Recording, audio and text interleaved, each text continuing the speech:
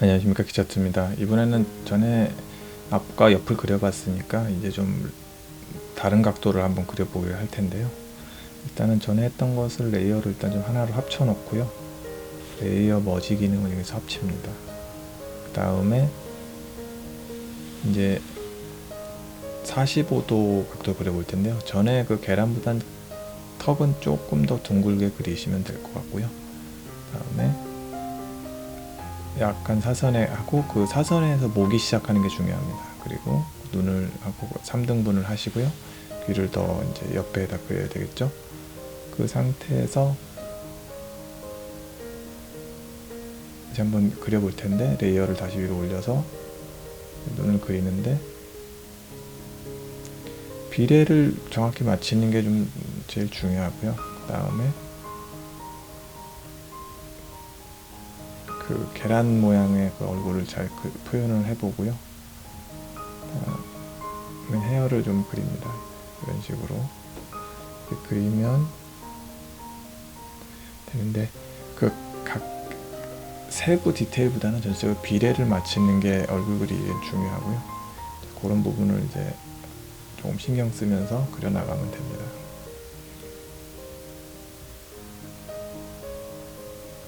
그러면 이제 사람을 이제 이렇게 여자를 한번 그리고 그 다음에 디테일을 좀 채워나가는 이런 방식이 됩니다. 처음부터 세부 디테일을 하다 보면 전체적인 밸런스가 좀 깨질 경우가 많거든요. 그래서 디테일보다는 비례를 제일 신경 써야 한다는 것 같습니다. 그리고 45도 뷰에서는 목의 각도 같은 게 좀 중요하거든요. 그래서 가운데 중심점에 목선이 어느 정도 온다는 거를 좀 의식하시면 더 그리기 쉬울 것 같습니다. 이번에는 위를 올려다보는 걸 텐데요. 그래서 뒤통수를 좀 내리고 그 세 개의 각도 중에 눈의 그 높이를 좀 높이는 게 중요합니다. 그리고 그러니까 눈썹과 눈 사이를 좀 멀게 그리는 게 좀 약간 포인트고요. 코를 짧게 그리고 그 다음에 입술의 윗부분을 의식해서 두껍게 그리는 게 더 그리기 좋겠죠. 그 다음에 턱 밑에를 의식해서 좀 그리고 귀를 밑에다 그리는 게 중요합니다. 그 시점이 그래야 맞기 때문에. 같은 인물을 한번 그려보려고 해봤고요.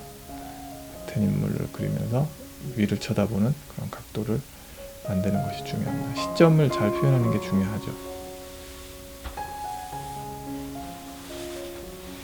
그 다음에 이번에는 좀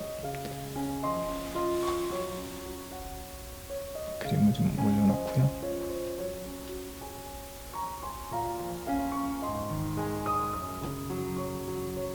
이번엔 아래를 보는 거를 그려볼 텐데요.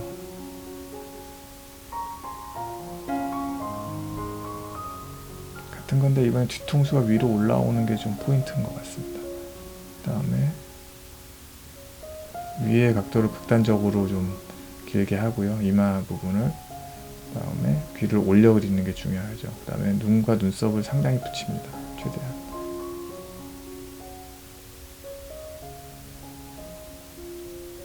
그 다음에 위에 윗눈썹을 강조하고요. 코를 길게 그리고 아래턱을 극단적으로 줄이는 게 중요합니다. 그래서 저기 정수리가 보이기 때문에 정수리 부분을 크게 그리는 게 중요하고요. 그래서 정수리 위를 묘사를 해주고 하면 밑에서 보는 모습을 이제 그릴 수가 있는 거고요. 예, 마찬가지로 세부 디테일보다는 전체적인 비례를 맞추고 시점을 잘 맞춰서 얘가 밑에를 보고 있구나, 위를 보고 있구나, 그런 어떤 시점으로서 각도를 잘 표현하는 게 좀 중요하다고 생각합니다. 네, 이번에는 이제 실제 한번 작업을 한번 해볼 텐데요. 일단은 레이어를 하나 얹으시고요. 그냥 배경 그 캔버스에서 그리시면 안 되고 그 위에 레이어를 하셔야 나중에 수정에 용이합니다. 중간중간 뭐 붙이기도 할 텐데 일단은 이렇게 그냥 사람의 윤곽이 이제 비례에 좀 익숙해지셨으면 이렇게 바로 이제 스케치 없이 갈 수도 있는데요. 보통은 스케치하고 비례를 다 맞추시는 걸 추천하고요. 저도 이제 해보니까 조금 끝에 비례가 좀 안 맞아서 마음에 안 드는 그림이 됐는데요.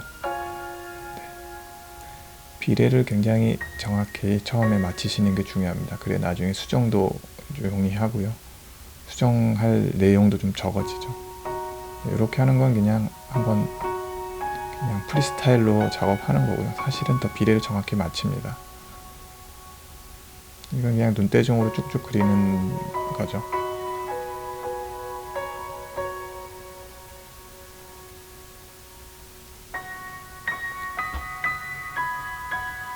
어느 정도 이제 윤곽이 나왔으면 이제 레이어를 하나 흐리게 하고요. 레이어의 그 불투명도를 흐리게 하고 그 위에 레이어 하나를 더 얹어서 다시 이제 좀 더 정교하게 그리게 됩니다.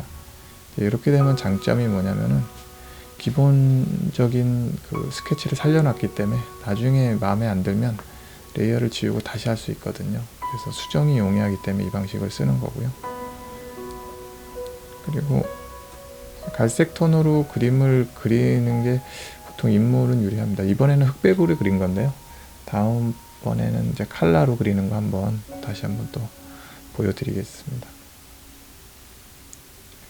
일단 그 세부 그 작업을 하면서 좀 스케치에서 어긋났던 부분 조금 더 채우고요. 다시 한번 말씀드리지만 처음 스케치의 비례를 정교하게 잡는 게 중요합니다. 그러면 조금씩 수정을 많이 하죠.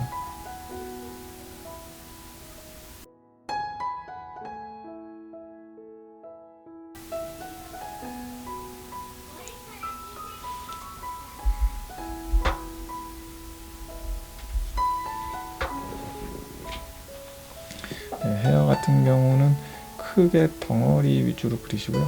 세부는 천천히 그리시는 걸 추천드립니다. 이 레이어를 하나 다시 레이어 길이 좀 합쳤죠. 그래야 좀 작업이 쉬우니까 이제 레이어를 바닥에 붙이고요. 제가 제일 좋아하는 브러쉬 중에 하나인데 그냥 그 상태를 눌러 보시면 물로 이렇게 지우는 듯한 그런 터치하는 그 리퀴드 계열의 그런 브러쉬가 있는데요. 그 기능을 사용해서 조금 이렇게 느낌을 부드럽게 풀어줍니다. 특히 여성을 그릴 때 이 브러쉬가 좀 유용한 것 같아요. 그래서 한번 사용해 봤는데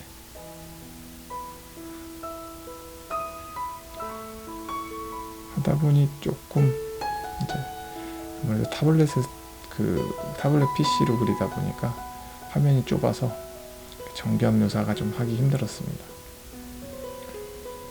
그래도 옛날 처음에 서피스 시리즈가 나왔을 때보다는 훨씬 좋아져서요. 펜의 뭐 이질감이나 이런 건 거의 느끼지 못했고요. 대신 화면이 조금 작은 게 실제 작업하실 때 조금 왔다 갔다 해야 되기 때문에 그런 게 살짝 불편할 뿐이지 뭐 작업하는 데는 큰 지장이 없었고요. 오히려 뭐 키보드가 없다 보니까 단축키 사용 같은 게 좀 힘들더라고요. 단축키를 위해서 우선 키보드를 하나 사볼까 좀 생각 중이고요. 단축키가 없어서 좀 힘들었습니다. 다른 거는 별로 불편한 건 없더라고요. 그리고 이 포토샵 자체가 이제 그 PC용이다 보니까 타블렛 메뉴는 아니라서 좀 뭐 메뉴 바가 작다든가 아이콘이 좀 작아서 잘 인식이 안 되는 뭐 이런 문제가 조금씩 있었고요. 이런 게 좀 어려운 것 뿐이지 뭐 기본적인 기능이나 뭐 브러쉬가 느리다든가 이런 부분은 거의 느끼지 못했습니다.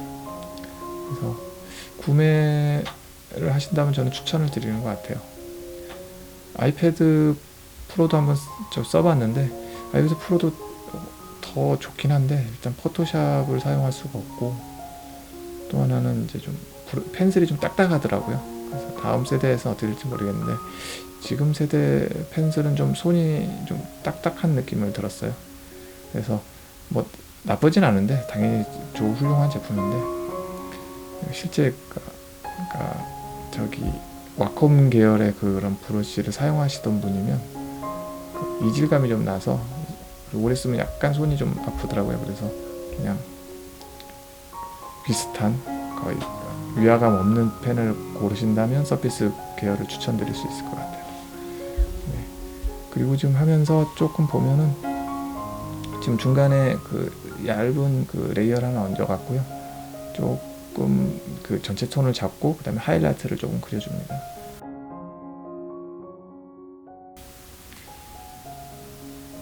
그리고 귀를 조금 묘사하는데 귀는 정교하게 그리기보다는 큰 느낌을 좀 잘 살리는 쪽으로 해주시고요. 귀를 너무 자세히 그리면 오히려 얼굴이 죽기 때문에 그냥 부드럽게 그리는 걸 추천드립니다. 그리고 라인을 좀 외양 라인 좀 정리해 주시고요. 그다음에 눈썹, 여성애 같은 경우는 근육이 별로 없기 때문에 눈썹이나 이런 디테일 같은 묘사를 조금 더 신경 쓰시는 게 아무래도 좀 유리하고요. 그다음에 헤어나 이런 부분 표현을 잘 해야 되는데 이게 조금 어려운, 제가 힘들었는데 이게 브러쉬가 이게 그 사이즈가 2, 3 정도에 고르고 싶은데 1까지 막 1로 확 줄더라고요. 브러쉬가 좀 선택이 좀 잘 안 됩니다. 이게 확실히 그 포토샵이 이게 PC용이다 보니까 타블렛에서 메뉴가 좀 불편한 게 제일 단점인 것 같아요. 속도는 생각보다 굉장히 쾌적했는데 역시 그 메뉴가 좀 PC 메뉴라서 잘 안 되는 게 계속 애를 먹었습니다. 이 부분을 할 수 있게 좀 그 키보드를 하나, 무선 키보드 같은 거 하나 살까 생각 중이에요. 네, 그다음 배경을 좀 그려주고요. 그래서 아래쪽도 이제 블러를 주고 싶었는데 메뉴가 좀 불편해서 하다가 좀 포기해버렸습니다. 이렇게 한 다음에 여기 셀렉션이라는 기능을 이제 사용하는데, 셀렉션이 뭐냐면 이렇게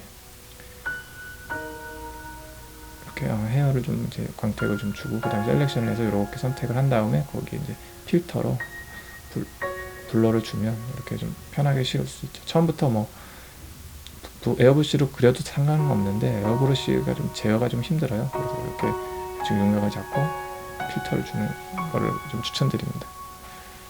그리고 하이라이트를 계속 이제 광택을 그려서 이렇게 그리고 마찬가지로 그 리퀴드 그 붓으로 이렇게 좀 풀어주면 아무래도 입체감을 손쉽게 좀 잡을 수 있고요. 그래서 저 브러쉬를 좀 저는 써보니까 좋더라고요. 그래서 많이 좀 씁니다. 약간 이렇게 좀 간략하게 그릴 때 쓰고요. 사실 지금 제가 하려는 거는 완전 정교한 데생까지는 아니고요. 그냥 약간 반채색 요 정도 수준으로 그냥 느낌을 잡는 거고요. 그래서 이런 식으로 약간 입체감 준다 정도 보여드리는 거고, 완전 정교한 데생은 한번 나중에 도전해 보고자 하는데, 컴퓨터 이게 타블렛으로 좀 어디까지 할 수 있을지 모르겠어요. 한번 해보고 싶긴 하더라고요. 써보니까 간만에 한번 다음에는 언제 한번 정교하게 그리는 거 한번 해보려고 합니다. 지금은 그냥 약간 그냥 느낌만 잡는 거니까.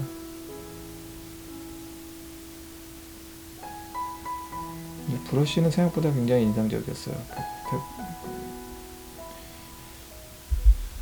그냥 거의 그 와콤 타블렛으로 그리는 느낌?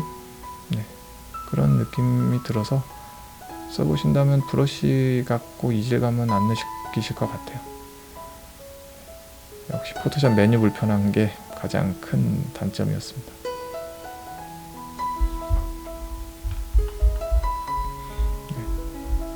세부 터치는 이렇게 그리시고요. 그러니까 전체적인 톤을 좀 주의하셔서 그리셔야 되고, 디테일은 이렇게 나중에 채워나갈 수 있기 때문에 거듭 말씀드리지만 비례를 좀 잘 보시길 추천드리고요.